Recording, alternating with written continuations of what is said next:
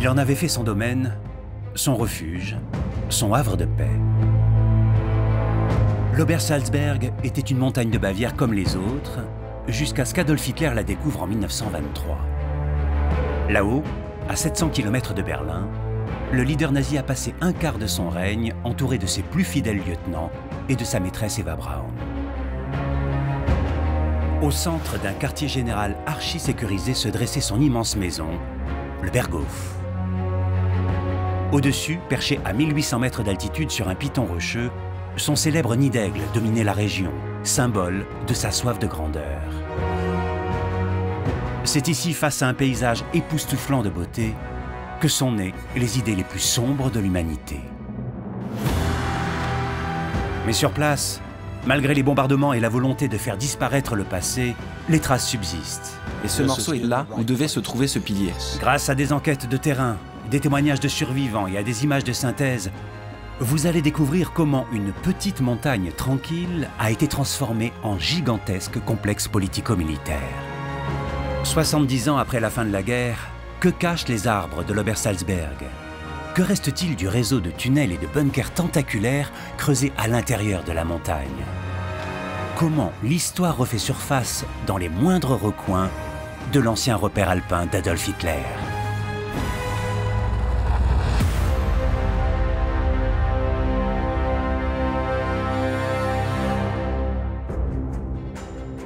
État de Bavière, début des années 20. Dans une Allemagne décimée par la guerre en pleine crise économique, c'est à Munich que grandit un nouveau parti d'extrême droite, le NSDAP, le Parti national-socialiste des travailleurs allemands. Symbolisé par une croix gammée noire sur fond blanc et rouge, le parti est couramment désigné par son abréviation, nazi. Son leader est âgé d'une trentaine d'années. Son nom, Adolf Hitler. Ce grand orateur, adepte d'un langage simple et de formules percutantes, est un ancien caporal de l'armée allemande. Il proclame vouloir redonner sa grandeur au pays et sillonne la Bavière pour construire sa propagande. Au printemps 1923, il se rend pour la première fois dans un petit village du sud de la Bavière, Berchtesgaden. Il s'agit d'une petite commune de montagne tranquille.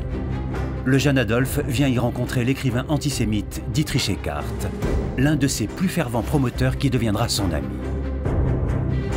Il s'inscrit dans la pension Moritz, sous le pseudonyme de Monsieur Wolf. Cette jolie pension, appréciée de la noblesse bavaroise, est située sur une petite montagne qui culmine à 1000 mètres d'altitude, l'Obersalzberg. En face, se dresse l'Untersberg, un grand massif qui marque la frontière entre l'Autriche et l'Allemagne. Tout a commencé ce matin du 29 avril 1923, quand Hitler s'est réveillé et a regardé dehors par la fenêtre. Et comme il le raconte, il est immédiatement tombé amoureux du paysage, et notamment de cette vue sur l'Untersberg. Ce matin du printemps 1923 va changer à jamais la destinée de l'Obersalzberg. Car c'est ici qu'Adolf Hitler revient s'installer un an plus tard. Entre-temps, il a été emprisonné 9 mois pour avoir tenté de prendre le pouvoir en Bavière par la force. Dans sa cellule, il a commencé à écrire son livre Mein Kampf et a décidé à sa libération de venir se mettre au vert sur l'Obersalzberg pour terminer son ouvrage. Pendant son séjour en prison, Dietrich Eckart est mort de ses excès d'alcool et de morphine.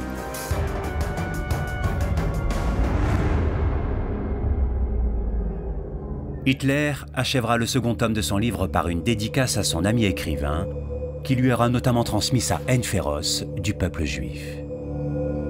Et je veux ranger parmi eux, comme l'un des meilleurs, l'homme qui a consacré sa vie à réveiller son peuple, notre peuple, par la poésie et par la pensée, et finalement par l'action, Dietrich Eckart. Dietrich Eckart est peut-être le personnage le plus sous-estimé de la vie d'Hitler. Il a vraiment façonné Hitler en tant que personne. Il a été absolument crucial dans les premières années de sa carrière politique.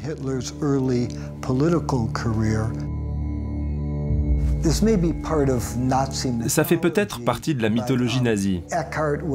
Mais Eckart aurait dit sur son lit de mort « Hitler dansera, mais c'est moi qui lui ai dicté la mélodie ».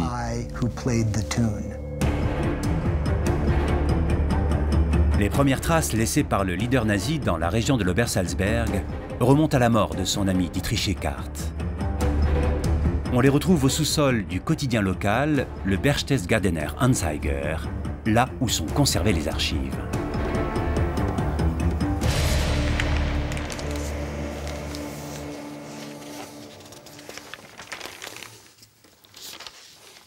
Et voilà, dans le Berchtesgadener Anzeiger du 29 décembre, l'annonce de la mort de Dietrich Eckart le 26 décembre à Berchtesgaden. La première annonce est faite au nom de ses amis de Berchtesgaden. Et un petit peu plus loin, il va y avoir une deuxième annonce avec la croix gammée. La croix gammée est inversée, c'est peut-être à cause des caractères d'imprimerie, hein, mais c'est assez intéressant de voir ça. C'est qu'il y a une annonce mortuaire de la part de ses amis et après une annonce mortuaire de la part du parti. Ça montre bien qu'il y avait déjà une structure politique à l'époque qui n'a fait que grandir. À partir de 1924, la montée en puissance progressive d'Adolf Hitler va entraîner petit à petit une transformation irrémédiable de la petite montagne tranquille de Bavière.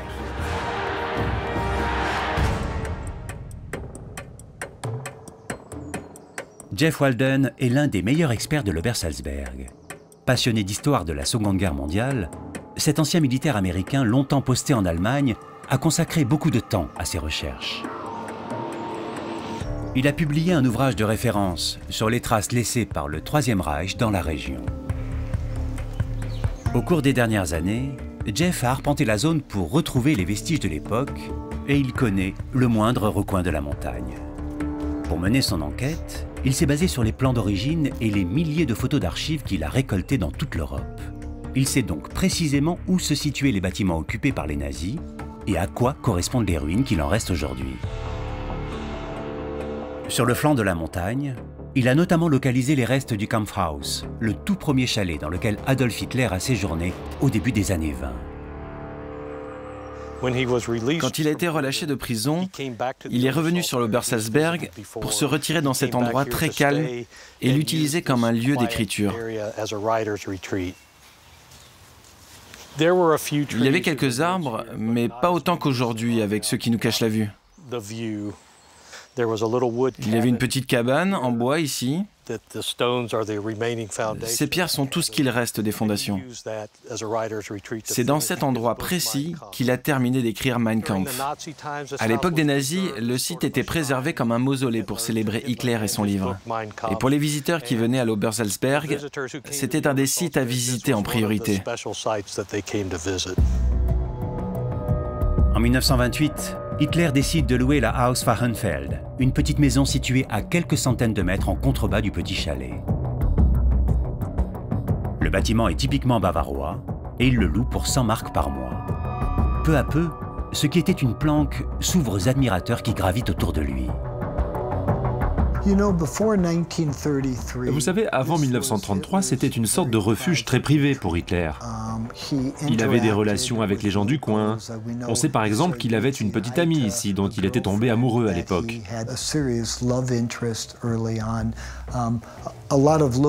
Donc il avait vraiment plein d'interactions avec les gens de la région. Mais en 1933, quand il est devenu chancelier, l'endroit est devenu un lieu de pèlerinage et on a commencé à voir des foules entières, des centaines, des milliers de gens qui venaient de toute l'Allemagne pour voir sa maison.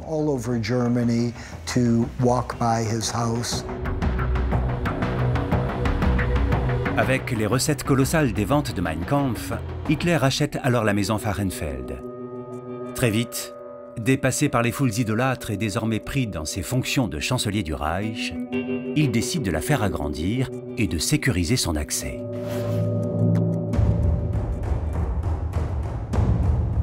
Entre 1935 et 1937, le chantier se déroule en 3 grandes étapes. D'abord, on dote la maison Wachenfeld d'un jardin d'hiver et d'un garage. En 1936, lors de la plus importante phase d'agrandissement, la petite maison de bois est absorbée par un immense bâtiment attenant. On crée une terrasse au-dessus du garage. Une dernière tranche de travaux prolonge l'aile latérale gauche et en crée une autre sur le côté droit de la maison. En 1937, la maison Wachenfeld a fait place à un énorme édifice que l'on appelle désormais le Berghof.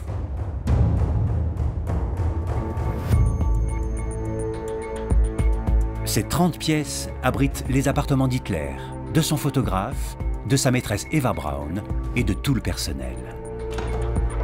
La pièce maîtresse de la maison était le salon central et sa baie vitrée panoramique.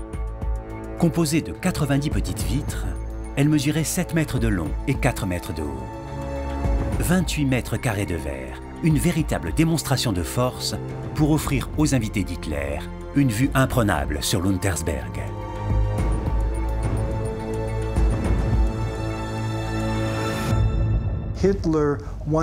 Hitler a dit un jour qu'il avait conçu le Berghof autour d'une fenêtre. Il accueillait les leaders politiques et leur disait « Voici mon pouvoir, voici mon royaume ».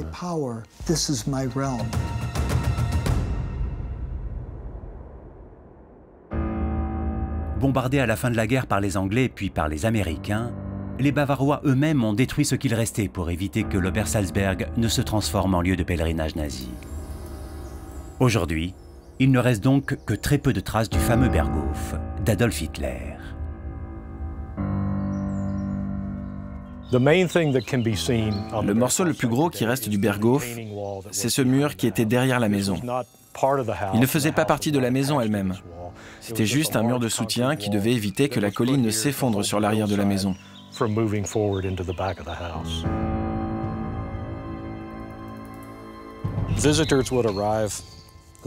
Donc les gens arrivaient en voiture, montaient l'escalier, passaient entre les gardes SS qui étaient alignés en haut, et ils entraient par l'une de ces 3 arches dans le Berghof.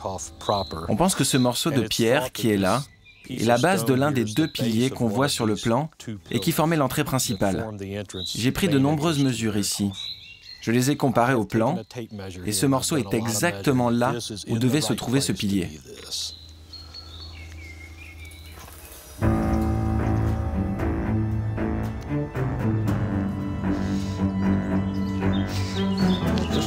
Voilà, c'est par là-haut. La chambre d'Hitler était juste là au-dessus.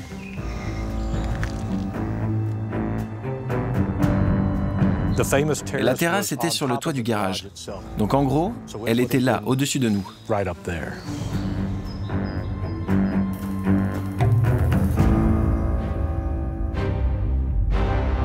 Juste au-dessus du Berghof, l'hôtel Zum Türken est transformé en caserne pour les gardes du corps d'Hitler. Encore plus haut s'installe celui qui surveille le tout, Martin Bormann. Bormann est l'administrateur des biens d'Hitler.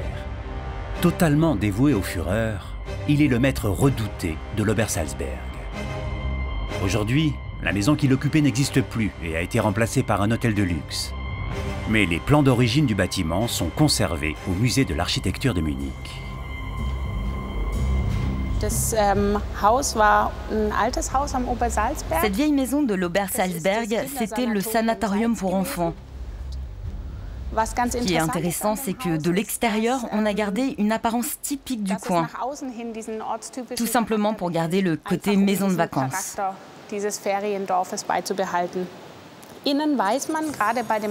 Mais à l'intérieur, on sait que la maison était équipée de manière très luxueuse.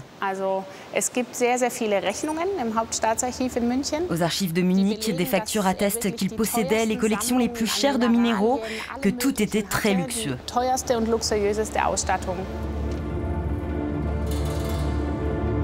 Martin Bormann le sait. Pour qu'Adolf Hitler continue à venir dans son Berghof, il faut que sa garde rapprochée puisse l'accompagner. Que ses fidèles soient à ses côtés pour réfléchir au destin du Reich. Il faut construire ou réaménager des maisons et des casernes pour les soldats.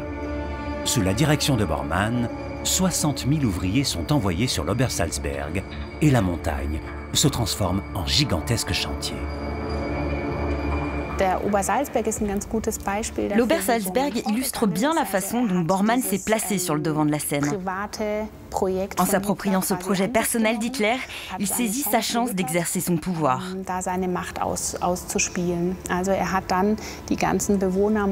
Il contraint tous les habitants de l'Obersalzberg à renoncer à leurs propriétés, les menace d'expulsion quand ils ne les expulsent pas, et il mène le chantier avec brutalité.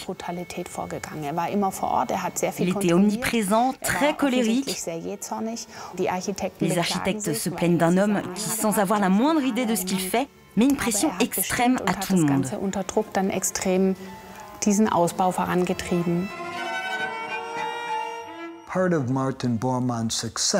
Une partie de la réussite de Bormann s'explique par le fait qu'il avait toujours un coup d'avance par rapport à Hitler.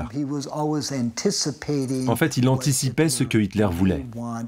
Et avant même qu'Hitler ait eu besoin de lui poser une question, il avait déjà une réponse à lui donner.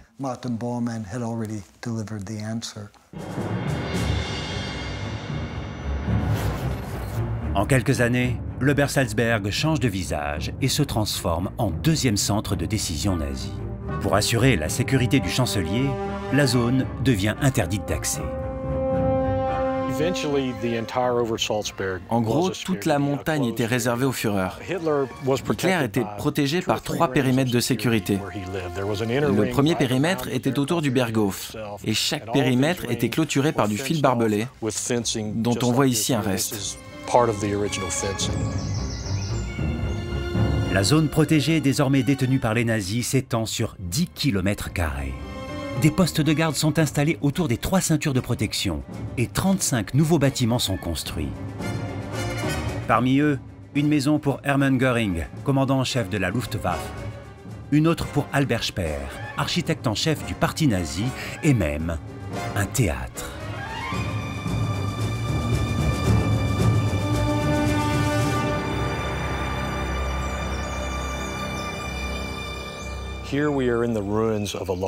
Ici, nous sommes sur les ruines du théâtre, construit en 1937 juste pour divertir les ouvriers qui travaillaient sur l'Obersalzberg. Le plus populaire ici, c'était le cinéma. Tous les ouvriers avaient le droit de venir, c'était gratuit. La salle pour le public était là. La salle de projection était par là-bas, tout au fond. Donc le film était projeté sur un écran disposé sur le mur d'en face.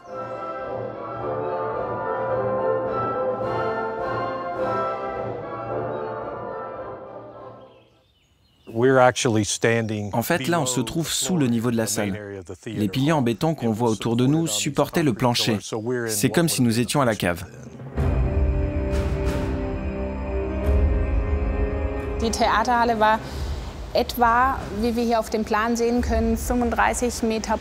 Le théâtre, comme on le voit sur le plan, faisait 35 mètres de large et sans doute 65 ou 70 mètres de long. C'est gros, oui. Le bâtiment avait été pensé pour 2000 ouvriers.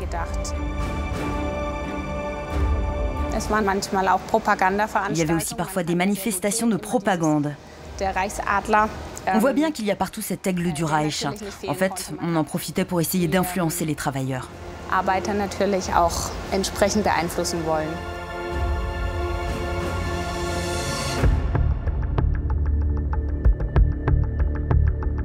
Sur la montagne, tout doit être fait pour que les dignitaires nazis et leur personnel puissent vivre en autarcie. Et pour les nourrir, Martin Bormann voit grand. En contrebas de la zone sécurisée, il transforme un bâtiment en une immense ferme, le Gutshof. Aujourd'hui, nous nous trouvons sur un parcours de golf. Mais dans les années 30 ou 40, c'était juste une prairie, celle de la ferme du Gutshof. Là, le gros bâtiment qu'on voit derrière, avec le toit en métal, c'est une partie de la ferme du Gutshof. Elle était vraiment expérimentale. Martin Bormann était un fermier dans l'âme. Il lui fallait une ferme ici.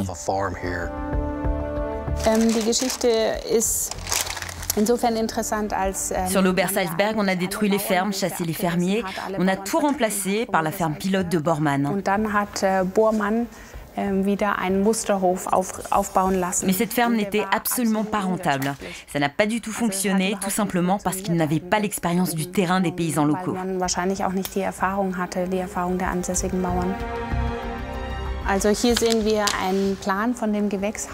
Voilà un plan de la serre qui avait été construite près du Berghof. Elle faisait 119 mètres de long et 26 mètres de large. Elle était en forme de croissant. On a essayé de faire pousser des légumes et des fleurs destinés au Berghof, mais ça ne suffisait pas. Les nazis n'ont jamais réussi à produire suffisamment de nourriture pour tout le monde. Mais dans sa folie des grandeurs et son adoration du Führer, Martin Bormann ne va pas s'arrêter là. Il veut offrir à Adolf Hitler une métaphore de sa domination. En 1937, il décide de faire bâtir une maison sur le pic de la montagne du Kehlstein, à 1824 mètres d'altitude.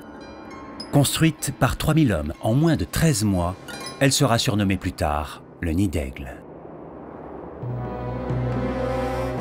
Depuis l'Obersalzberg, l'ascension commence par une route de 6,5 km à flanc de montagne. Surmontée de 5 tunnels, elle aboutit à une plateforme. De là, un long tunnel creusé dans la roche mène à une cage d'ascenseur. 2 cabines superposées, l'une pour le matériel, l'autre pour l'élite nazie, transpercent littéralement la montagne et font gravir les 120 derniers mètres d'ascension en une quarantaine de secondes.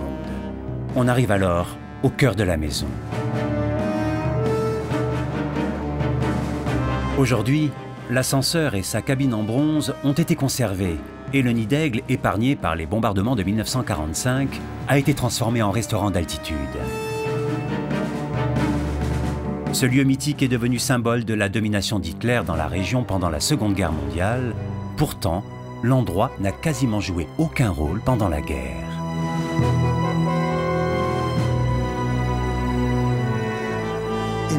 En fait, Hitler avait le vertige. Et en réalité, le nombre de fois où il est monté au Nid d'Aigle se compte sur les doigts d'une seule main.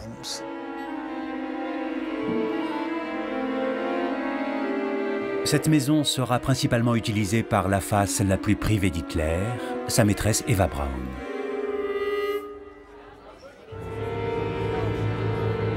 Dans l'une de ses vidéos amateurs, on reconnaît le Nid d'Aigle qui servait de salle de réception après le mariage entre sa sœur Gretel Braun et Herbert Fegelein, un général d'armée SS. En ce jour de l'été 1944, il est déjà responsable de dizaines de milliers de morts.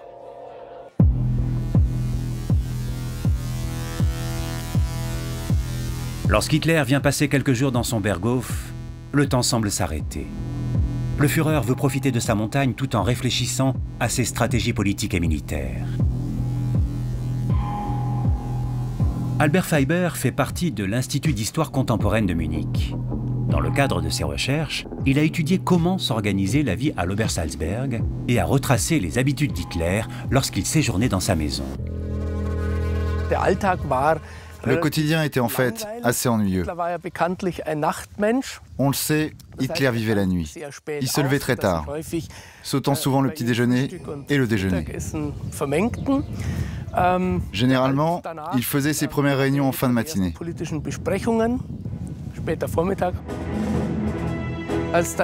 Après un déjeuner assez tardif, Hitler et toute sa suite du Berghof partaient en promenade, à la maison de thé, sur le mont Mosellaner Kopf.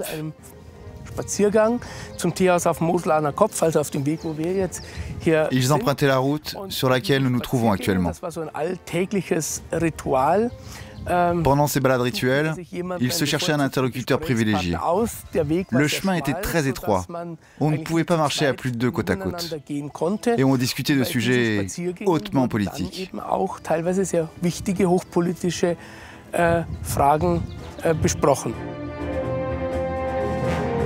Depuis le Berghof, la promenade descendait en direction de la vallée pour atteindre la maison de thé après une petite heure de marche. Bombardée en 1945, puis définitivement rasée en 2006 par les autorités locales, la maison de thé a quasiment disparu et ses ruines sont envahies par la forêt.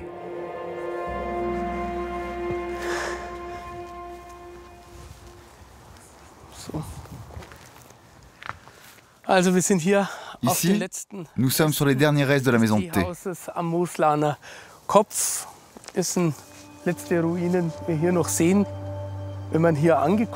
Une fois arrivés ici, les gens buvaient du thé, du café, ils mangeaient des gâteaux, on s'entretenait de façon anodine. On ne sait pas si c'est vrai, mais on dit qu'Hitler s'endormait 1 à 2 fois pendant ses monologues. Après 1 heure, 1 heure et demie, tout le monde rentrait au Berghof, mais cette fois en voiture.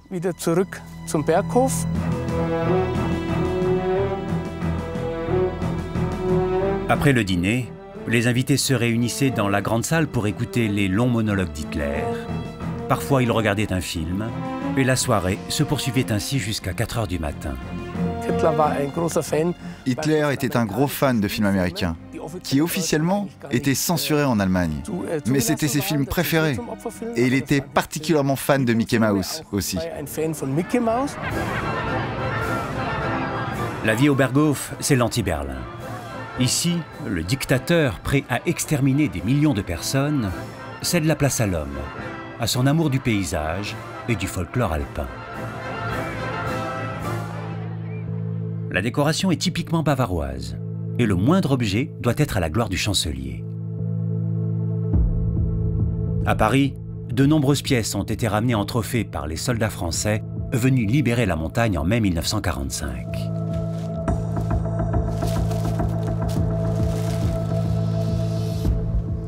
C'est une nappe aux initiales d'Adolf Hitler qui a été fabriquée à Munich et qui comporte des motifs floraux, donc tout à fait adaptés pour une vie à la montagne à Berchtesgaden.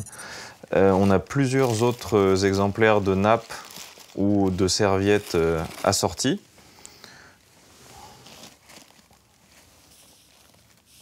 Plusieurs serviettes de table de couleurs assez discutables et toujours aux initiales d'Adolf Hitler avec ici la croix gammée. Ici, on a un couteau qui là vient vraiment du service personnel d'Hitler, donc qui est un peu plus travaillé, avec une sorte de grec sur le pourtour du pommeau, et puis l'aigle allemand et les initiales d'Adolf Hitler. On rentre aussi un peu dans le culte de la personnalité d'Adolf Hitler, puisque véritablement tous les éléments que l'on trouve au Berghof, donc dans sa maison, y compris au Kelsteiner Haus, se retrouvent avec quasiment systématiquement AH, les initiales d'Adolf Hitler.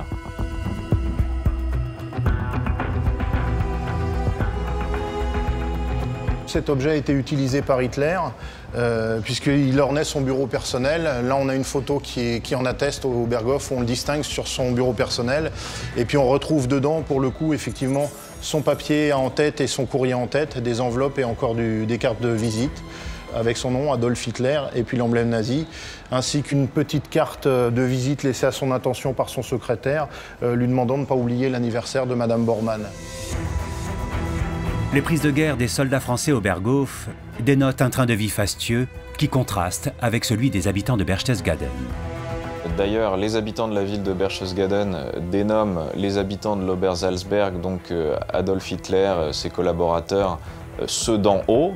Il y a des serveurs en gants blancs, tout est vraiment ordonnancé, orchestré, de manière très protocolaire pour les visites des chefs d'État. Le Berghof étant un lieu de pouvoir, effectivement, on va y trouver les objets offerts par des hauts dignitaires qui voulaient rester proches du pouvoir ou pour montrer leur sympathie. Donc c'est le cas pour ce coffret. C'est un cadeau offert au Führer pour ses 50 ans, le 20 avril 1939. C'est un coffret en or et en argent et qui résume les fonctions du chancelier, à savoir le sauveur de la nation, avec tout un tas d'allégories. Avec le temps, l'Obersalzberg devient la seconde capitale du Reich. Entre les bibelots et les hommes au garde à vous, la politique continue de s'exercer de façon aussi informelle que puissante. Ça peut paraître étonnant, mais la montagne était devenue un véritable second siège du pouvoir qui fonctionnait complètement hors de la bureaucratie normale. Quand Heinrich Himmler était là, dans cet environnement verdoyant et tranquille, on ne parlait pas de la météo, mais plutôt de la déportation des Juifs hongrois, de combien d'individus on allait assassiner dans les chambres à gaz. Et tout ça se décidait oralement. En marge des conversations banales du quotidien, on prenait de lourdes décisions.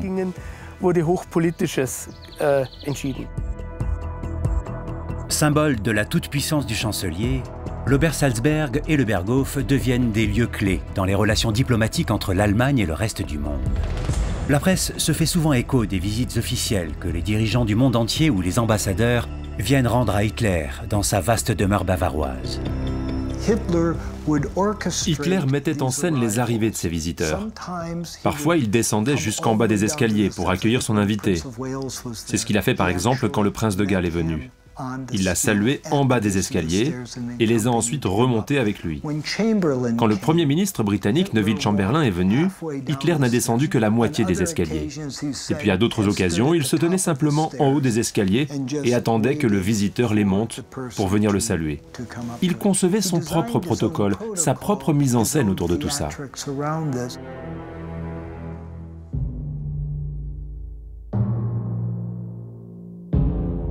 De la rédaction de Mein Kampf aux dernières décisions de la guerre, c'est dans ce cadre époustouflant qu'Hitler mûrit pourtant les mesures cruciales du Troisième Reich. Tout le planning du début de la guerre au cours de l'été 1939 a été décidé ici. En face du Berghof se trouve l'Untersberg. Et une légende dit que c'est dans ce massif que repose l'âme de Friedrich Barbarossa, un grand empereur germanique du Moyen-Âge, et qu'un jour il se réveillera pour redonner à l'Allemagne sa grandeur. Et c'est justement en référence à cette légende qu'Hitler a appelé l'invasion de la Russie Opération Barbarossa.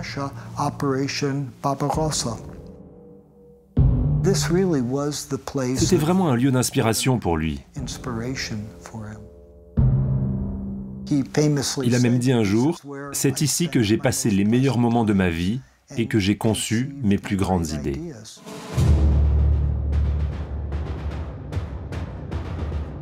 En termes d'idées, la liste est longue.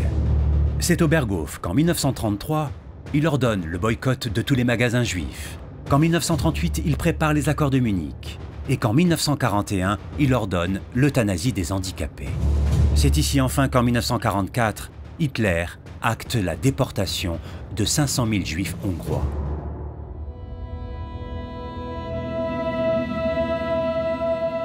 Dans les coulisses de ce funeste théâtre, il y a Eva Braun, la maîtresse d'Adolf Hitler. Elle vit ici depuis 1936, cachée. Car Hitler veut montrer au monde qu'il n'a pas de vie privée. Mais quand il ne reçoit pas, ou quand il est absent, Eva Braun reprend possession des lieux et filme son quotidien oisif.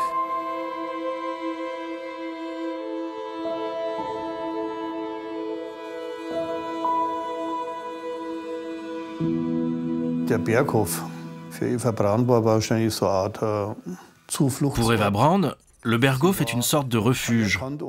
Elle y est reconnue. C'est la chef. Et Hitler lui dit toujours « Va à la montagne, emmène tes amis, tes sœurs. »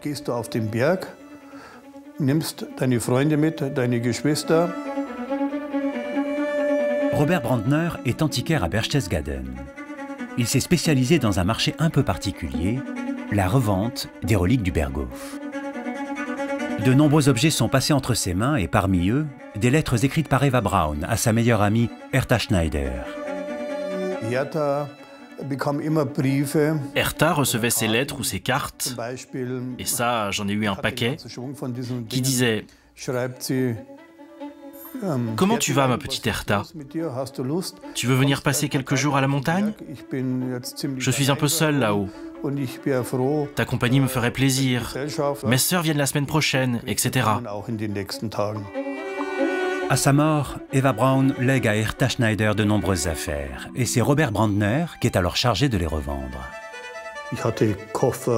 J'ai eu des valises, des vêtements, des chemises de nuit, des collants, des gants, vraiment de tout. Quelques meubles aussi. Cette coiffeuse vient de la chambre d'Eva Braun et est restée au Berghof jusqu'à la fin. À la fin de la guerre, une habitante de Berchtesgaden l'a pris au Berghof. On pourrait aussi dire qu'elle l'a pillé. Sans doute un juste retour des choses, puisqu'elle avait été elle-même expropriée par Martin Bormann.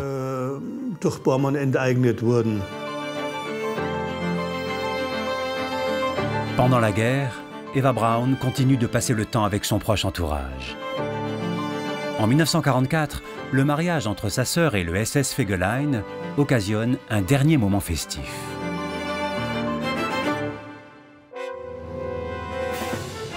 Car à cette époque, l'Allemagne subit les attaques permanentes des forces alliées. Et en 1943, lorsque des bombes s'abattent sur Munich à seulement 20 minutes d'avion, l'Obersalzberg tremble. Hitler et son fidèle administrateur Martin Bormann savent que leur montagne est vulnérable. Malgré toutes les précautions prises pour construire une zone ultra sécurisée, une attaque aérienne pourrait facilement détruire leur retraite bavaroise. Pour se protéger, Martin Bormann lance alors un nouveau projet titanesque, la construction d'un réseau de bunkers et de tunnels enfouis dans la montagne.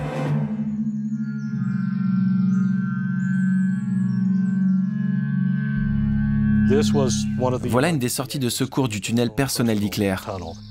C'est le seul accès qui reste du tunnel aujourd'hui, puisque les entrées ont été enterrées ou fermées.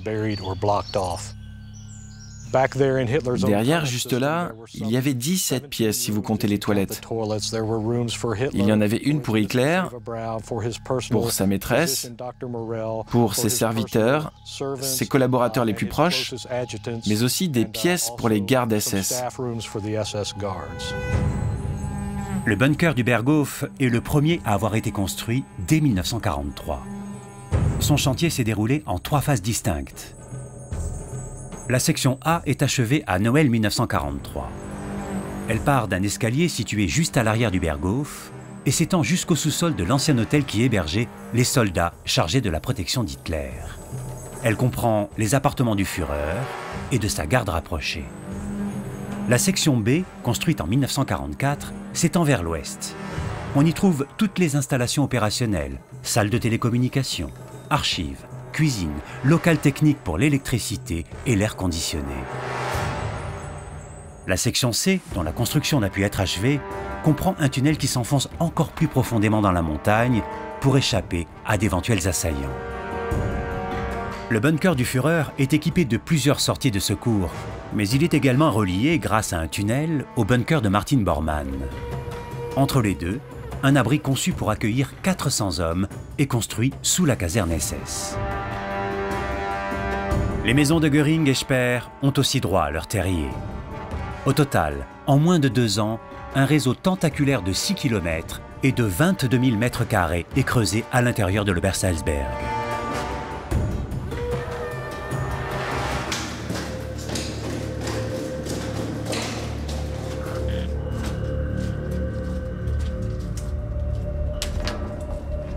Ces images rares datent de 2004. Elles ont été tournées au cours de l'une des rares missions d'exploration complète des bunkers de l'Obersalzberg, autorisée par le gouvernement de Bavière. Elle a été menée par un archéologue allemand spécialiste des lieux, accompagné d'un caméraman. Tiens, regarde, un autre laissez-passer.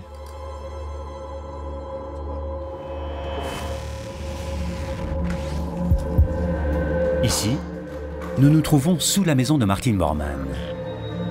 Bien que ces tunnels aient été visités juste après la guerre par les forces alliées, il reste encore aujourd'hui des traces de l'occupation allemande datant de la guerre.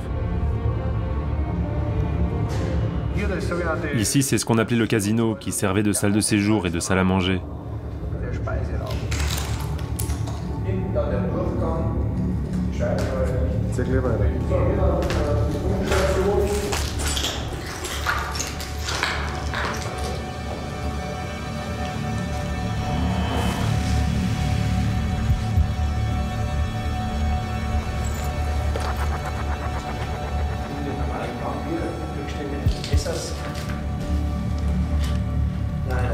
Ça, c'est de la pommade.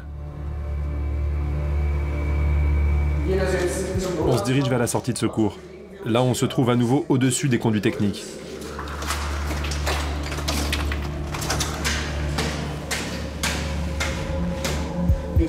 Voilà, l'ancienne porte blindée qui est par terre.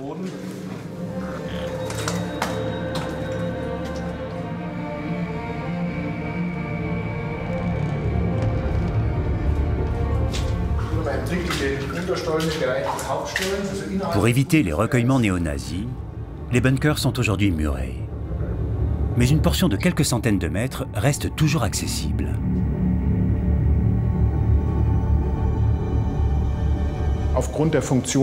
Dans ce second siège du pouvoir, les bunkers ne devaient pas servir seulement d'abri anti-aérien. On devait aussi pouvoir gouverner sous terre. C'est pour ça que c'était immense et planifié comme tel, dès le départ. Axel Dreckol est le gardien des lieux. C'est lui qui est chargé par l'Institut d'histoire contemporaine de Munich de conserver la mémoire de l'Obersalzberg. Ici, on est dans une pièce initialement réservée à la technique, d'où cette apparence de grand hall.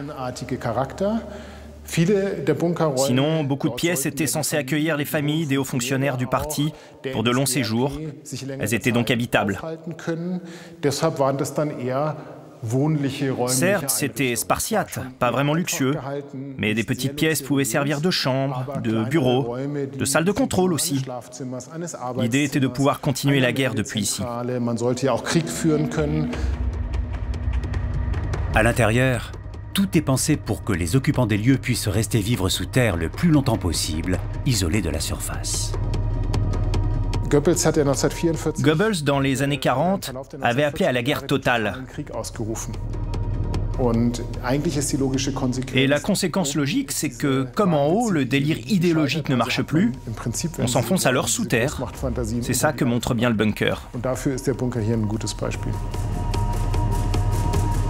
Le réseau s'étend sur 2 niveaux.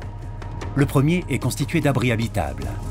Le second, situé juste en dessous, transporte l'électricité, le chauffage, l'eau et surtout le très élaboré système de ventilation.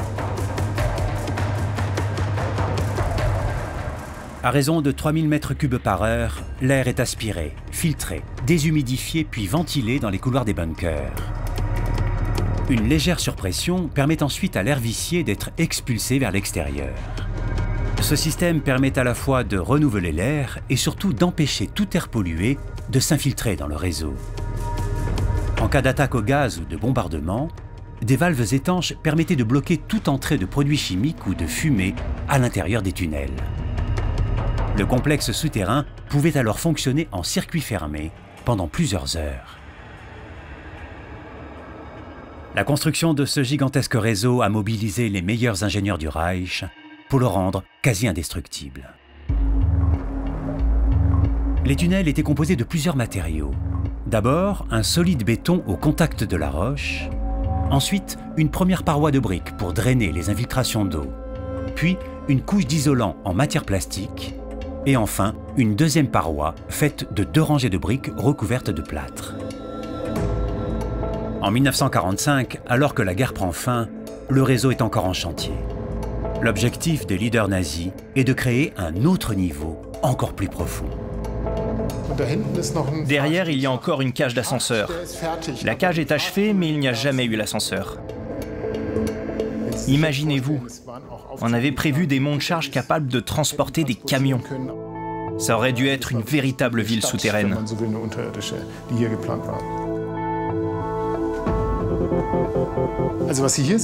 Ici, c'est une entrée ou une sortie de bunker.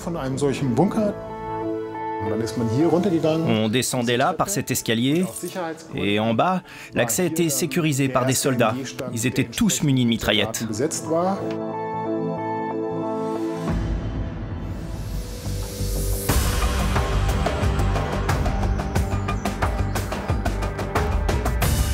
À la surface, la Luftwaffe ajoute quelques lignes de défense classiques.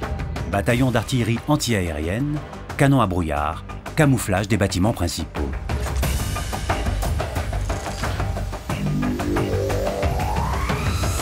Au printemps 1945, alors que l'armée allemande subit de lourdes pertes sur tous les fronts et que le pays est massivement bombardé par l'aviation alliée, la Royal Air Force décide de frapper symboliquement la retraite d'Adolf Hitler. Le 28 avril 1945, une pluie de bombes s'abat sur l'Obersalzberg. C'était pratiquement le seul endroit en Allemagne qui n'avait pas été bombardé. Mais je pense qu'il s'agissait d'une décision très stratégique pour dire « nous déplaçons maintenant la guerre chez vous ».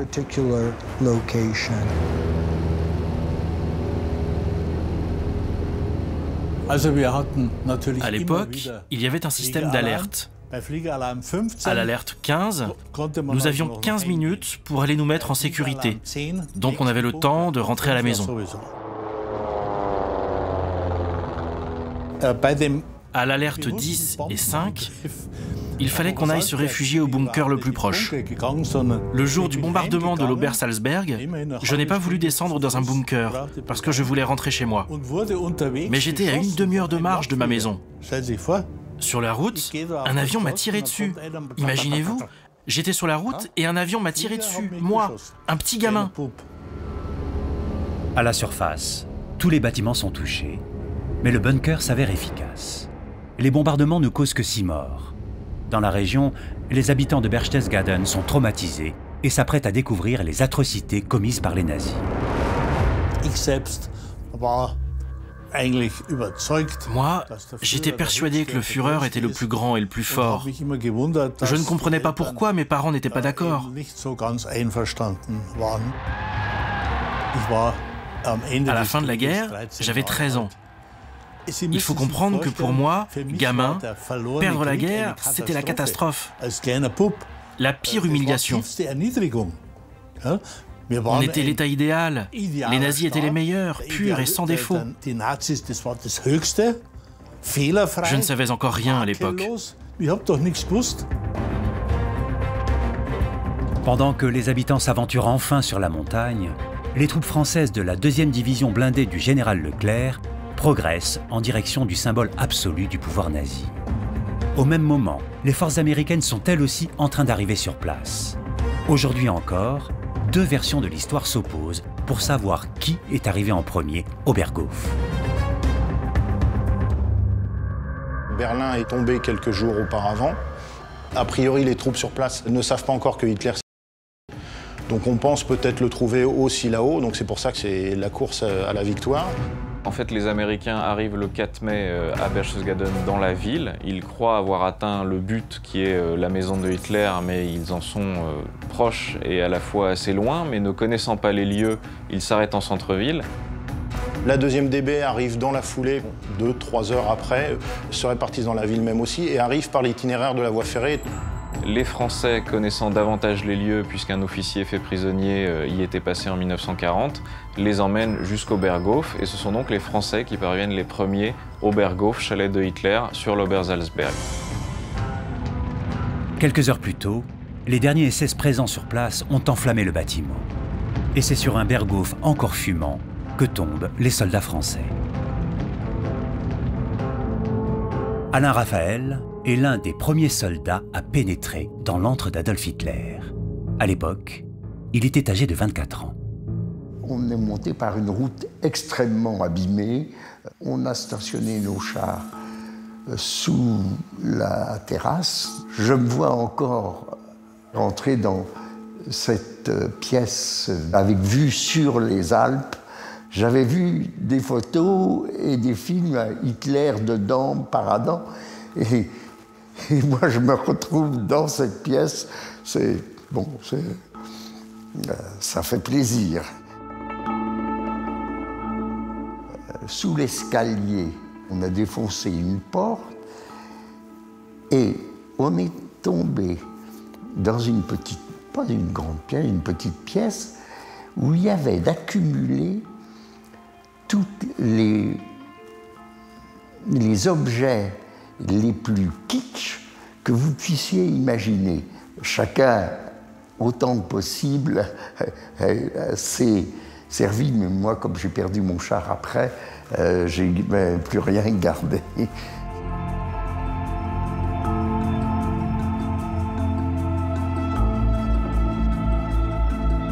Les soldats français découvrent l'immense réseau de tunnels construits sous le Berghof.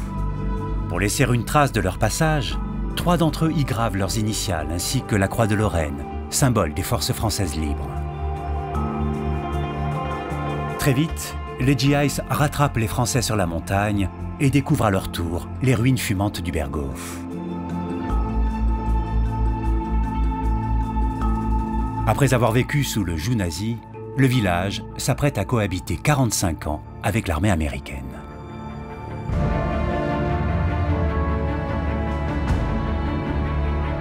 Les derniers restes du Berghof sont intégralement détruits en 1952. Jusqu'en 1995, les forces d'occupation américaines utilisent l'Obersalzberg comme une zone dédiée aux loisirs des soldats. Après la réunification de l'Allemagne, l'État de Bavière a redonné à la montagne ses attraits touristiques. Les lieux ont été reboisés et les derniers vestiges des bâtiments construits par les nazis ont été détruits pour laisser place à de nouveaux édifices, comme cet immense hôtel de luxe, construit tout près de l'ancienne caserne SS. Aujourd'hui, l'Obersalzberg a retrouvé la paix. Mais les derniers vestiges de la guerre que l'on peut encore y découvrir restent de précieux témoins de l'époque. Ils racontent à leur façon ces 20 années d'occupation nazie qui ont vu Adolf Hitler et ses fidèles s'approprier une petite montagne bavaroise pour assouvir leur immense soif de pouvoir.